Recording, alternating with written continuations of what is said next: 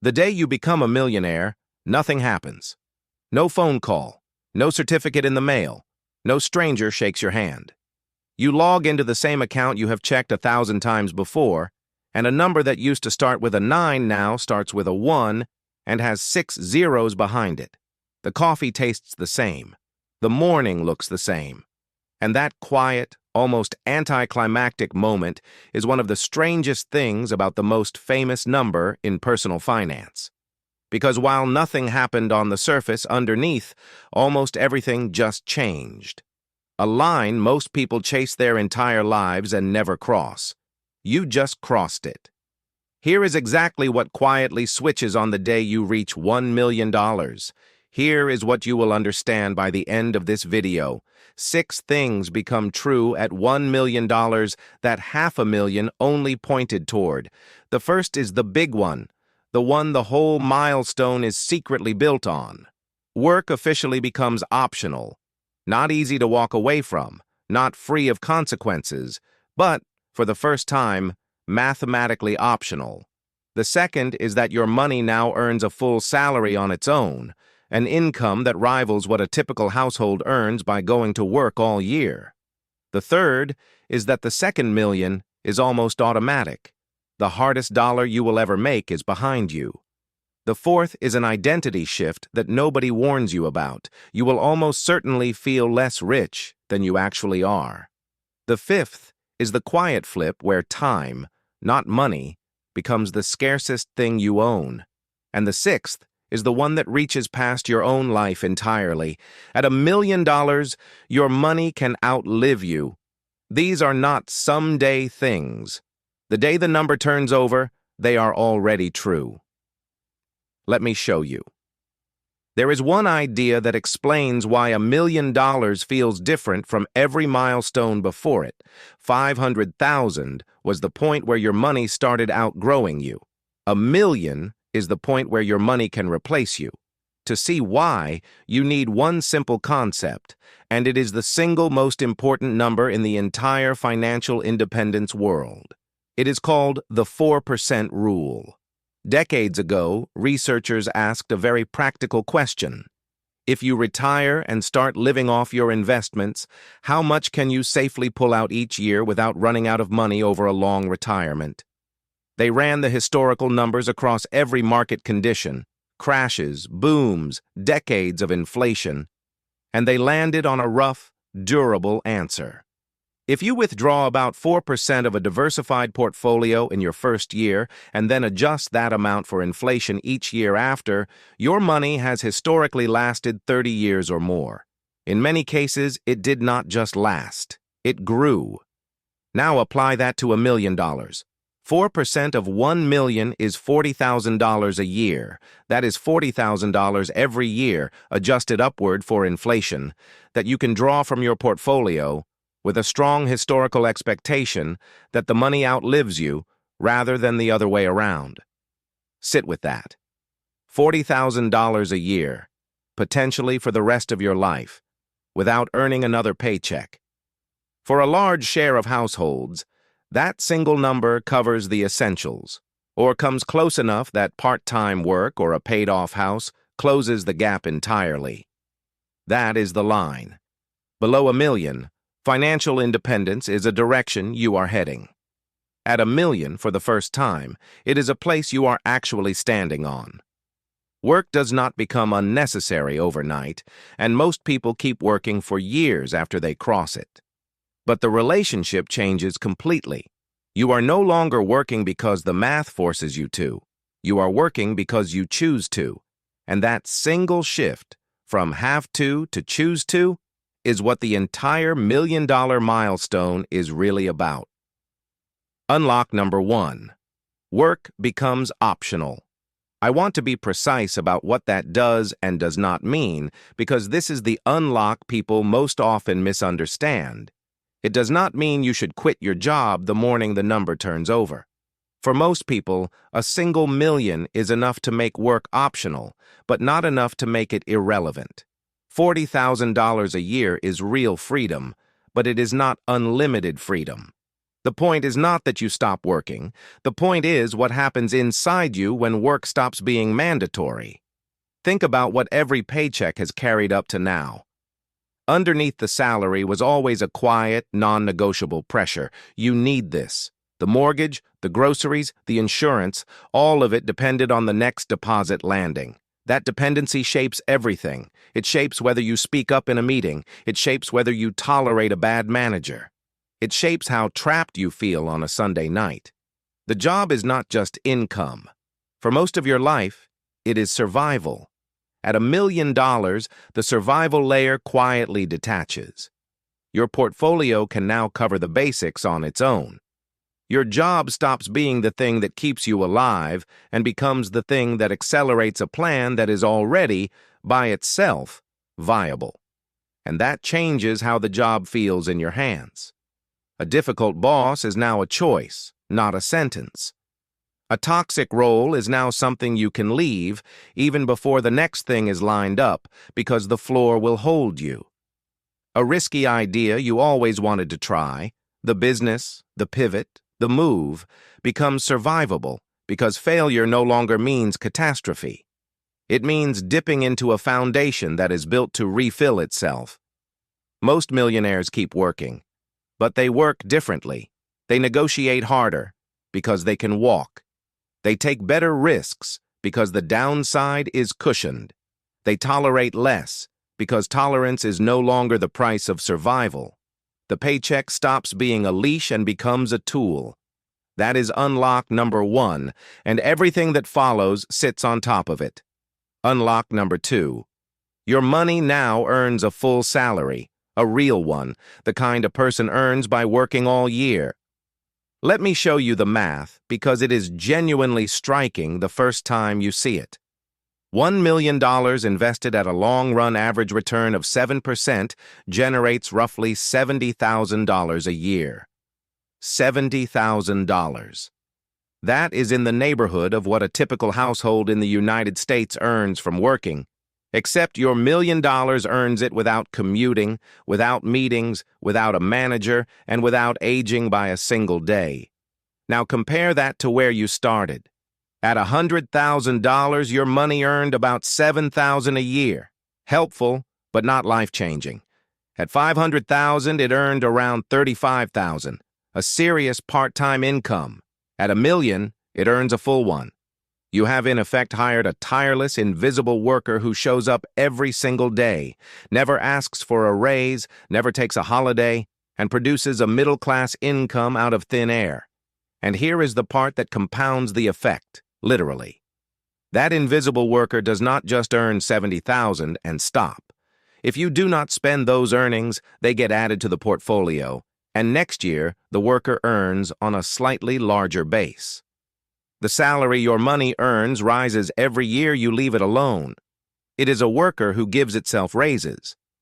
This is why the wealthy so often seem to pull away from everyone else, and why it can look unfair from the outside. Past $1 million, a large and growing share of your wealth gain has nothing to do with your effort.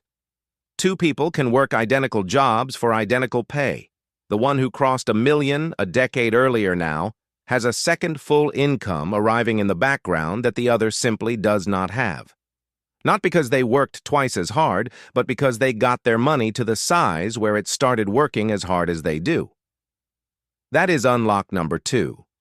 Your money has gone from helper to part-timer to a full earner standing beside you. Unlock number 3, and it is the one that feels almost unfair once you understand it. The first million is the hard one.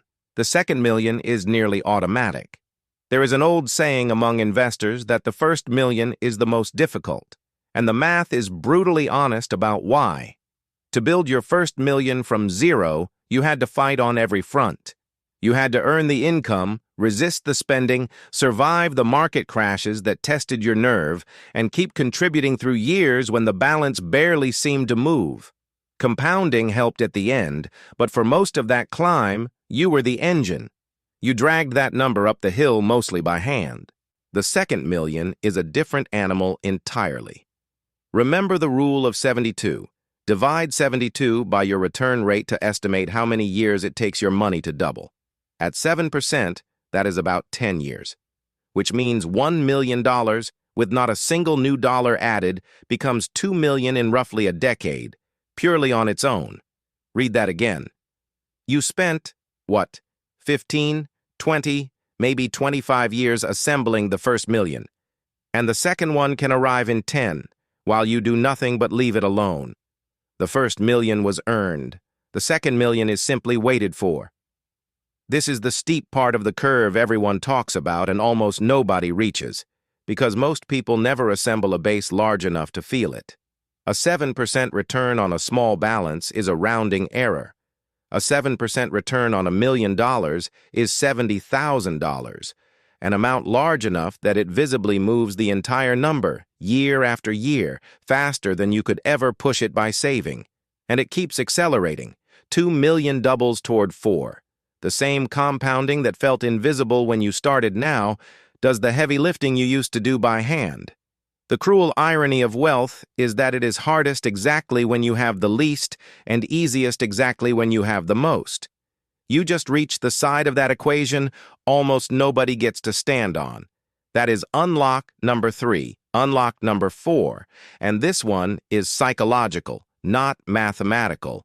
But it is so common that you should expect it, so it does not blindside you. The day you become a millionaire, you will almost certainly not feel like one. For your entire life, the word millionaire has carried a picture with it.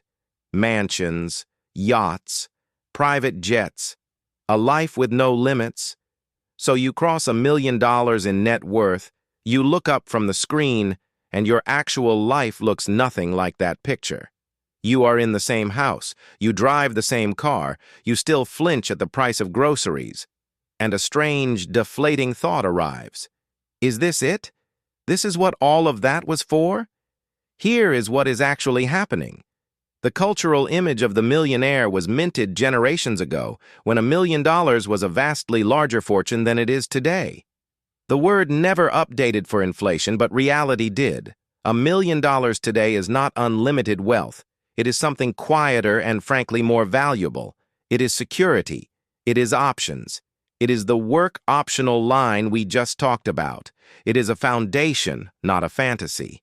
And there is a second reason you feel less rich than you are. Most of that million is invested, and good investing means not touching it. The whole point is to leave it alone so the invisible worker can keep earning. So you are simultaneously a millionaire on paper and a perfectly ordinary spender in daily life. Because spending the million would destroy the very thing that makes you a millionaire. The wealth is real, but it is deliberately silent. This gap between the number and the feeling is worth naming because it cuts both ways. On the good side, it means most real millionaires look completely ordinary. The millionaire next door is a cliché precisely because it is true. The genuinely wealthy are usually the ones not performing wealth. But on the dangerous side, that flat feeling, that is this all, is exactly what tempts people to do something drastic to finally feel rich, to buy the thing, to take the big swing. We will come back to that trap at the end because it is how a real number of people quietly unbecome millionaires. For now, just know this: you are richer than you feel. And that is not a disappointment. It is the design working correctly. Unlock number 5, and it is the most important shift in your entire relationship with money, even though no dollar amount captures it. At $1 million, time quietly replaces money as the scarcest thing you own. For most of your life, the equation ran one direction. Money was scarce, and time was the thing you spent to get it. You traded hours for dollars, and you optimized for dollars because dollars were the constraint. You took the overtime. You picked the higher-paying option almost by reflex. When money is the bottleneck, every decision bends toward getting more of it, and that is the correct instinct, when money is genuinely the bottleneck. At $1 million, with an invisible worker earning $70,000 a year beside you and a portfolio that covers your basics, money slowly stops being the bottleneck. And the moment money is no longer the scarce resource, Something you have been ignoring your whole life moves to the front. Your time is finite and it is running down, and no amount of money buys more of it. This sounds abstract until it reshapes a real decision. 2 job offers. One pays $20,000 more but eats your evenings and weekends. The other pays less but gives you your life back. When money was scarce, that was barely a question. You took the money. Once money is no longer the binding constraint, the calculation inverts. $20,000 more dollars, when your money already earns $70,000 on its own, is a small change to a number that is already taken care of. The hours you would trade for it are not replaceable at any price. For the first time, the expensive thing in the equation is the time, not the money. This is the shift that separates people who merely have money from people who are actually free. Plenty of millionaires never make it. They keep optimizing for dollars long after dollars stopped being the point, chasing a bigger number they will never have time to enjoy because the have-to-earn reflex outlived the have-to-earn reality. The ones who genuinely arrive are the ones who notice the constraint has changed and start spending their most finite asset, their hours, as deliberately as they once spent their dollars. Money was always just a tool. At $1 million, you are finally rich enough to remember what it was a tool for. That is unlock number 5. Unlock number 6, and it is the one that reaches past your own lifetime entirely. At $1 million, your money can outlive you, and that turns it from a personal balance into something closer to an institution. Here is the mechanism, and it follows directly from the 4% rule. If $1 million can safely throw off $40,000 a year more or less indefinitely, then $1 million left mostly untouched does not deplete. It behaves like a small endowment, the same way universities and foundations are designed to fund themselves forever off the returns of a permanent pool of capital. You have, on a personal scale, built one of those, a perpetual money machine that can pay out and still survive. Now run it forward without touching it at all. $1 million invested at 7%, left completely alone for 30 years, grows to roughly $7.5 million. At a more conservative 5%, it becomes around $4.5 million. Even at a cautious 4%, it passes $3 million. These are not lottery numbers or aggressive bets. This is one ordinary million, given time and left undisturbed, doing the only thing compounding knows how to do. And this is where the milestone stops being only about you. At $347 million, you are no longer talking about your retirement. You are talking about your children's starting line, and possibly their children's. You are talking about the difference between handing down a modest helping hand and handing down a foundation. A sum large enough to mean a debt-free education, a first home without a 30-year sentence attached, the same work-optional floor for them that you spent your whole life building for yourself. There is a real philosophical fork here, and $1 million is where it first becomes a live question rather than a hypothetical. One path says die with zero, use it all, experience everything, time your spending so the last dollar leaves as you do. The other says build something permanent. Let the machine run past your own life and become the thing that changes your family's trajectory for generations. There is no universally correct answer, and you do not have to choose today. The point is simply this: below $1 million, that fork barely exists because there is not enough to make it real. At $1 million, for the first time, your money is large enough to outlast you. And what you do with that fact is one of the most consequential decisions you will ever make. That is unlock number 6. So you are standing at $500,000, or somewhere on the climb toward 7 figures. How do you actually cross the line? And just as importantly, how do you avoid the trap that catches people right at the summit? The good news first, and it is the same good news every milestone before it delivered. You already know how. The strategy that carried you from 0 to 500,000 is the identical strategy that carries you to $1 million. Live below your means. Invest the gap into a low-cost, diversified portfolio. Automate it so discipline is not a daily decision, and let time do the part you cannot. There is no new secret at this level. The boring formula does not stop working just because the number got impressive. In fact, the closer you get, the more the compounding does for you and the less you have to. But there is a specific trap waiting at the millionaire line, and it is worth naming because it is so quiet and so common. Remember unlock number 4, the strange flatness, the this is all feeling when the number turns over and your life looks unchanged. That feeling is dangerous because the temptation it creates is to finally do something that feels like being a millionaire. The upgraded house, the luxury car, the lifestyle that matches the title. And lifestyle inflation at exactly this moment is how an astonishing number of people cross $1 million and then quietly cross right back under it, often without noticing until it is gone. So here are 3 rules to carry you to 7 figures and keep you there. Rule 1. Do not let crossing the line trigger a spending explosion. The million is not a prize to be cashed in. It is the engine that produces everything else, and the engine only works if you leave it whole. Celebrate with something small and meaningful, then keep the machine running. Rule 2. Stay invested through the part that will try to shake you out.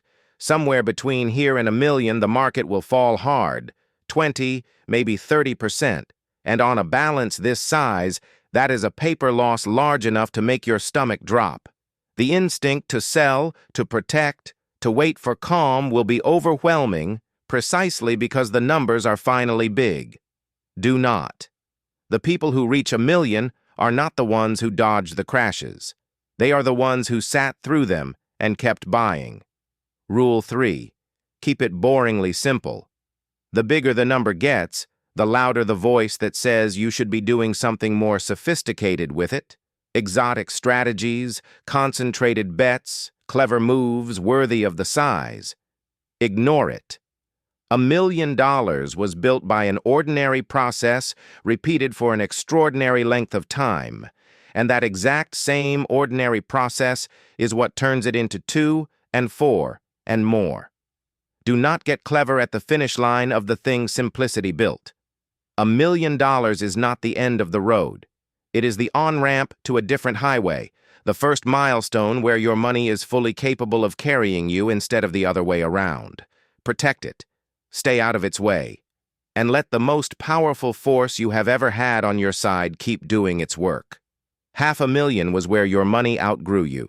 $1 million is where it can replace you, where work becomes optional, where your portfolio earns a full salary on its own, where the second million is nearly automatic, where you will feel less rich than you truly are, where time finally overtakes money as the thing worth protecting, and where your wealth grows large enough to outlive you and reshape the lives that come after. The day the number turns over, almost nothing happens on the surface, and almost everything changes underneath. If this gave you a new way to see the number you are working toward, drop a comment with where you are on the journey. We are building this community one honest milestone at a time. And as always, the note worth repeating every single time. This channel is for education, not financial advice. I am not your advisor. Learn it, question it, run your own numbers, and make the decisions that are right for your life.